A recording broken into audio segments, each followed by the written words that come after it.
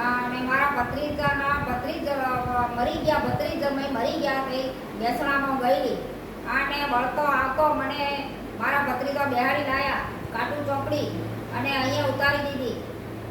મારા ભત્રીજા બોલ્યા કે કોઈ અહીં ના ઉતરીશ, પણ ઉતરી ગઈ અને મારે બરોડા જવાનું છે તો વાન પડી છે તો હું નીકળી આવી અને બેહી ગઈ વાનમાં. એટલામાં વસન હિંમત દોડીને આવ્યા, સંદીપ હિંમત દોડીને આવ્યા, મને પકડી લીધી અને મને મારી કરી, કપડાં મારા ફાડી નાખ્યા, કબજો મારે તોડી નાખ્યો, ફાડી નાખ્યો, મારે સાથી બધી પકડી લીધી સાહેબ. પછી ખેંચામ ખેંચ કરી. પછી મારે વાવ આવી જમનાબેન આવીને મને પકડી લીધી. પછી ગીતાબેન પકડી લીધી. પછી ચંપાબેન આવી મને પકડવા માંડ્યો, મારવા માંડ્યો, ગુવા લઈ અને એને ગાર ગીહી કાઢો એમ બોલ્યા. મારા દેવાઈ વસનભાઈ એમ બોલ્યો કે એને ગીહી કાઢો કે મારી કે. પણ વાનવાળા ગાડી ઉપાડીની અને ત્યાંથી ઉતરીની ગાડીથી અને મને ગીહવા તો લાગ્યા બધા. મને કપડાં ફાડી નાખ્યા, મને ગીહવા લાગ્યા.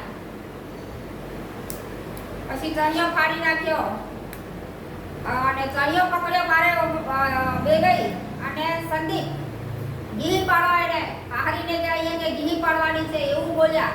આ બધી મેં સાંભળી સાહેબ. પછી મેં બે બોલ થઈ ગઈ, 5 જણા આવી ગયા. 5 જણા આવી પછી મને ખબર નહીં અને મારો જમાઈ આવીને મને હાથમાં ઠોકી દીધો. પેલીઓ આવીને બુવા લઈને મને મારવા માંડ્યો. પછી ફેર પાછો કપડાં ખેંચવા માંડ્યો. પછી દુકાનવાળા આવી અને બુવા પડાવી અને તૈયાર મૂકેલા છે સાહેબ. હવે હજુ તૈયાર મૂકી રાખ્યા છે.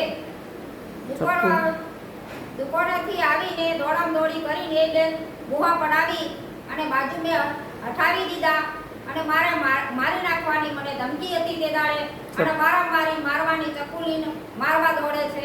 મારે જમાઈ પાછળ આવ્યો છે ગોગંબા સુધી ગાડી લઈને મારે પાછળ દોડ્યો છે કે કેટલે ગઈ છે એને પાછળ પડીને દોડું અને મારું એમ કરીને ગોગંબા પોલીસ સ્ટેશન સુધી આવ્યા છે. કાયદેસર એને કલમ હોવી જોઈએ. હાહુને મારવા કોઈ પાછળ પડે. હવે હાહુ તો નથી, એને નવી હાહુ બોલી છે સાહેબ.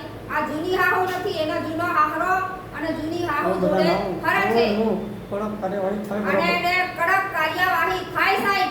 એવું હોવું જોઈએ. મારે સાથી પકડવાની એની તાકાત છે, મારે ગળાઉટ ફાડવાની, કબજો ફાડવાની, ગળા પકડવાની એની તાકાત છે સાહેબ. બેને ગમેને એને કડક સજા આપો અને કડક સજા આપી અને અમને કઈ જણાવો તો ખબર પડે અમને.